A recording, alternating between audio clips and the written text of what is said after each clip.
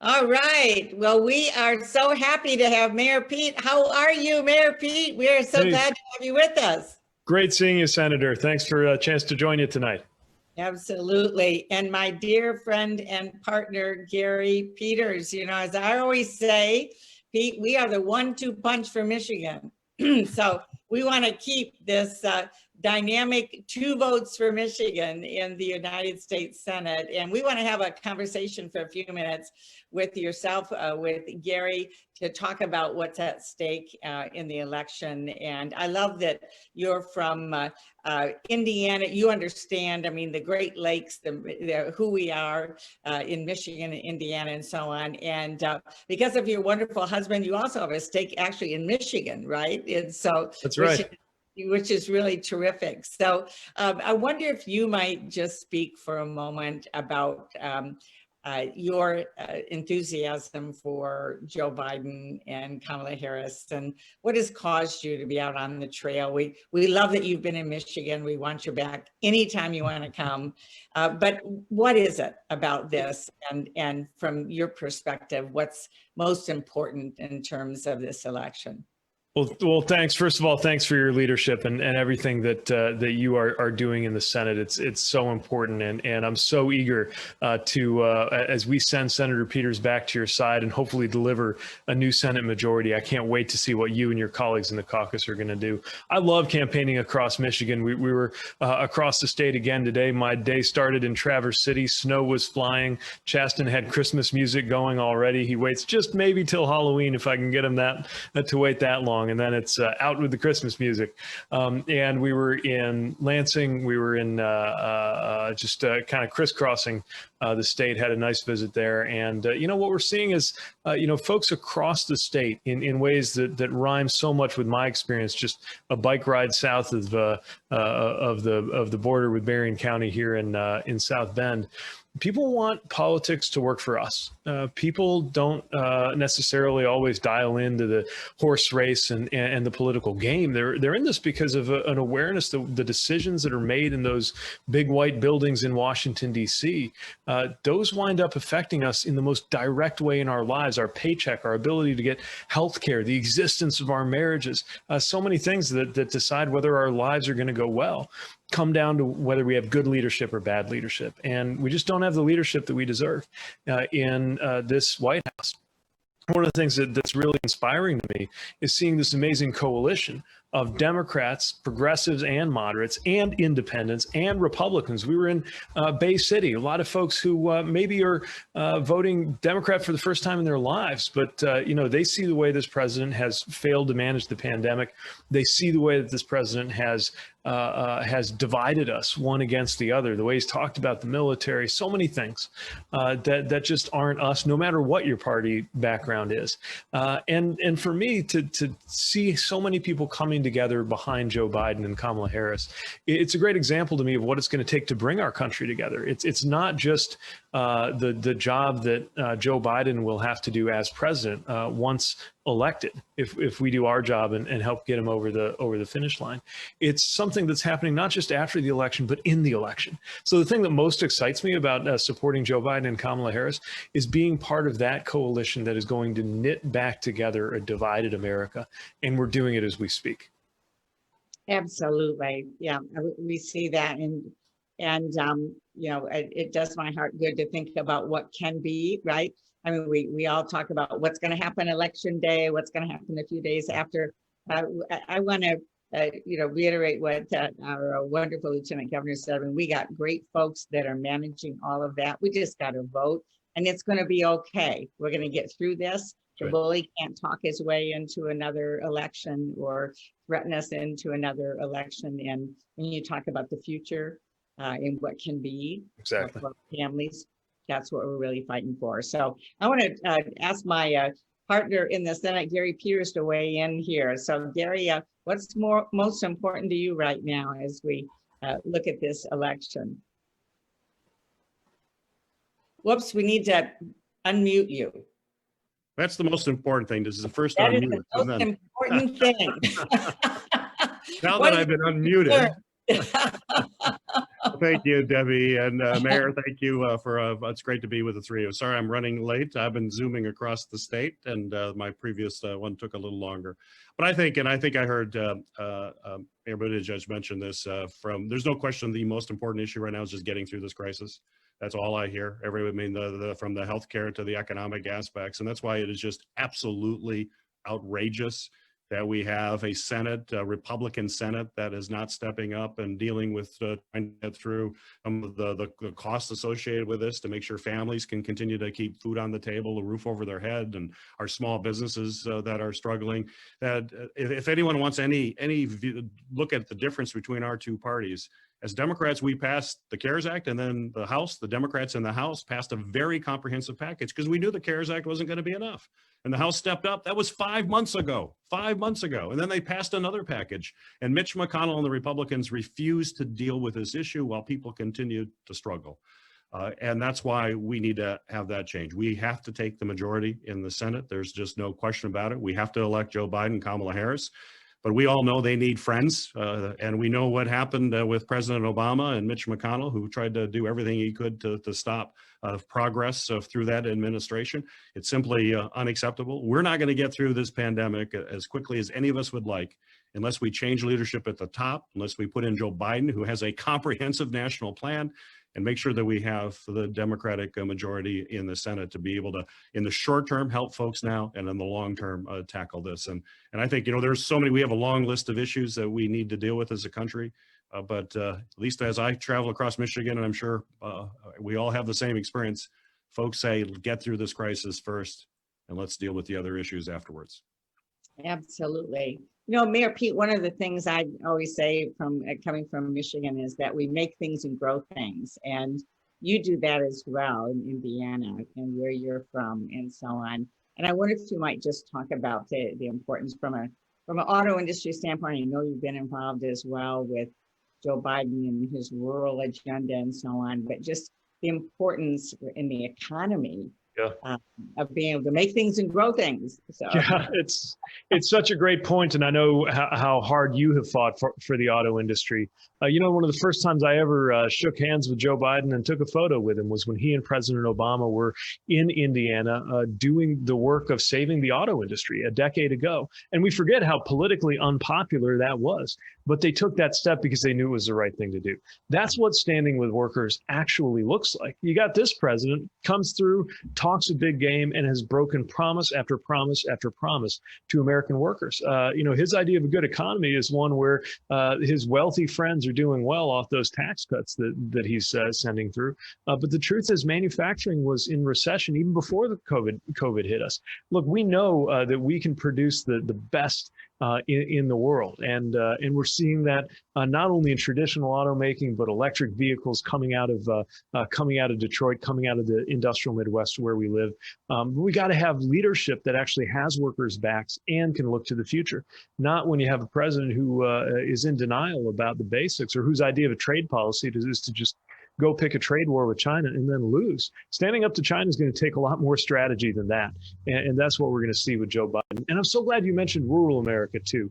We were I was with Alyssa Slotkin near Stockbridge at a remarkable property. And she's running a great campaign. Somebody else we got to send back to Washington as part of that fantastic U.S. House delegation that Michigan has, that I think is going to grow thanks to Hillary Skolton and others who are running as well.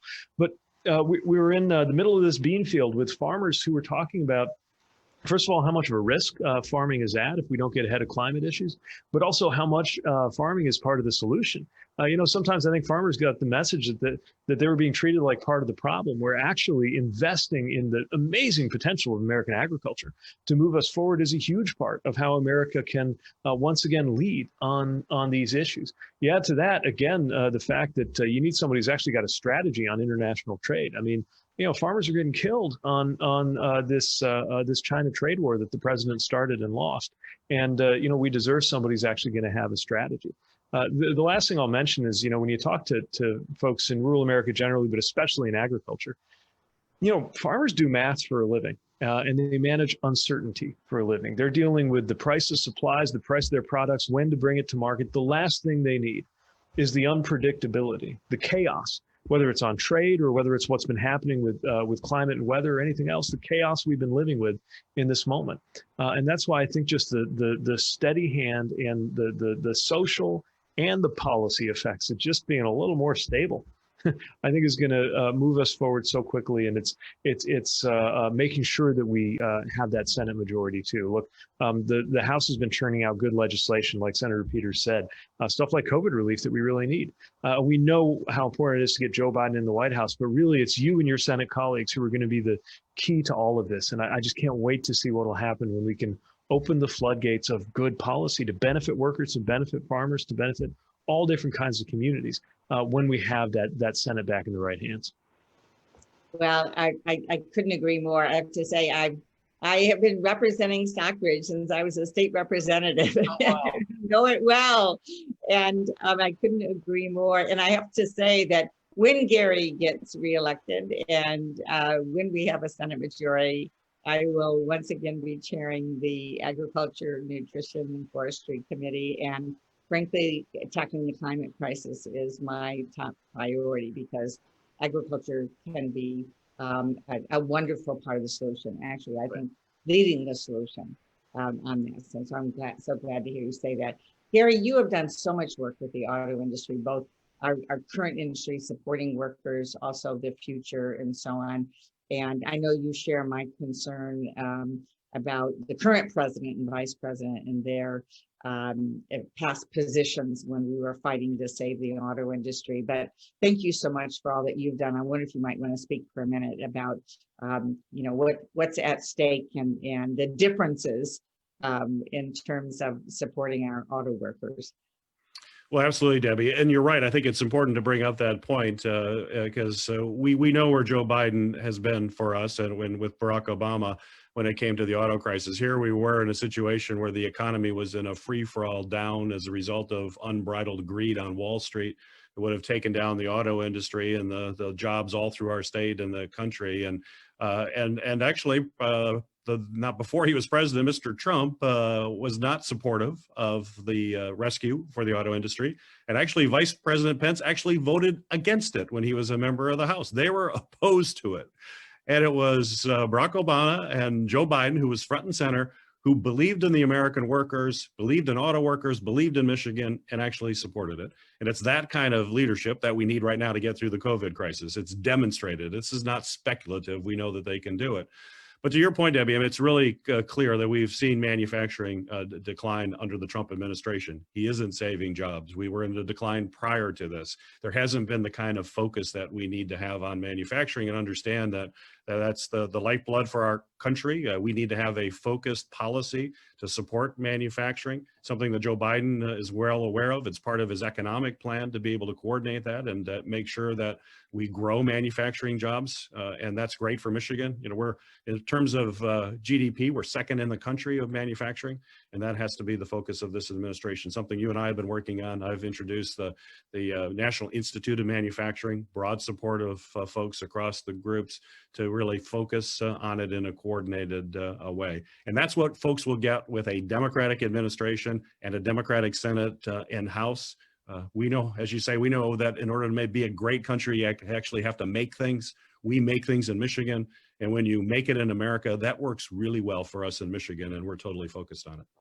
Absolutely. You know, as we take just last couple of minutes, I just want, Gary, one of the things I'm not sure that folks understand where you have had such an incredibly important effect on both this election as well as services to folks is with the post office. You know, Trump came in, we know what he's tried to do with the post office. In Pontiac, they took out sorting machines, they took away the overtime pay, the services slowed down, including people getting their medicines and so on. But you're in a very important spot and you stepped up and did hearings and actually took them on and stopped what they were trying to do. And right now, as we're getting ready to go into this election, I'm assuming nobody's still mailing their ballot at this point. We got to drop it off at the post or drop it off the clerk's office or a drop box.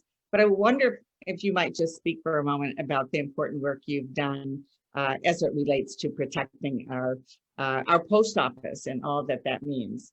Well, I appreciate it, Debbie. Yes, I'm the ranking member, so that means the top Democrat on Homeland Security and Government Affairs. So in addition to the Department of Homeland Security, a number of other areas that I oversee, and one of those is the Postal Service. And I'll say hopefully when I get reelected and when we take the majority in the Senate, then I will be chair of that committee. Debbie will have chair of Agriculture. I'll be chair of Homeland Security and Government Affairs, which is also the top oversight committee for the U.S. Senate. But we aggressively went after this new Postmaster General when he came in July, instituted a number of policies that had the impact of slowing down delivery. Came to my attention from folks across the state, but also very clear. The men and women who work at the Postal Service every day are letter carriers, our mail handlers, our postal workers. They are dedicated folks who want to deliver the mail. They take great pride in it. But the management from the Postmaster General put in place by the Trump administration had the impact of slowing it down. And dramatically, the standard is 95% on time for first class mail. And during July and August in Detroit, really most of Southeast Michigan area, it dropped to just 60%. Nearly half the mail was not getting delivered on time. And that's critical medicines and paychecks and benefits. But it was our pressure that we put on him, as well as bringing the country together in outrage, at least put a hold on those policies and a rollback in some. We've seen some recoveries, but it's still not where it needs to be. And I'll just be clear. I think really, the election is certainly part of it and was part of that behind it. But we know where the Trump administration is and where Republicans are. They basically want to privatize the Postal Service. Let's be very clear. That's on the ballot as well, is they want to privatize a service that delivers to every single address in America in a cost-effective way. We have to maintain the Postal Service. We have to make sure we put it on a sound footing financially and sustainable. Republicans have refused to do that. We tried to get some of that done last year. They walked away from it. And when I'm the chair of the Homeland Security and Government Affairs, it'll be one of my main priorities is to make sure the Postal Service can be vibrant and continue to provide the service that we expect from it for over 200 years now, and we'll continue to do forward. But it's part of our democratic agenda to get that done when we win and when we take the majority. I like that, Mr. Chairman. I like that. All right, we're going to close out. Mayor Pete, would you like to give us our last word here in this segment? We're so glad you're with us. I'll be brief. I know you got another great set of segments coming. I just want to remind everybody that Michigan really is one of those places that's at the center of the political universe. And the most powerful thing in these final hours is frankly not going to be a speech from someone like me or an ad you see on TV. It's going to be the outreach that the people who are watching this right now do to people in your lives. When someone you know or somebody you see tells you why this race is personal for them, and we've all got our reasons. For me, it's my mother-in-law in Traverse City with pre-existing conditions in the battle with cancer. It's the ring on my finger that's there by a single vote on the U.S. Supreme Court. Whatever makes this most personal for you, get out there and share it. And it just might be the difference, not just in how somebody votes, but in whether somebody votes. And in a race that could come down to a few votes per precinct in Michigan, shaping the history of the Republic. That's something that everyone on this call can make a big difference in. So thanks for everything you all have done to bring us to this point. Here's hoping we've got a lot to celebrate in just a couple of days, starting with what happens in Michigan. All right. Well, thank you so much for everything you're doing. And we look forward to working with you on many other issues and projects going forward in the majority. Sounds good. Thank you. Thank you.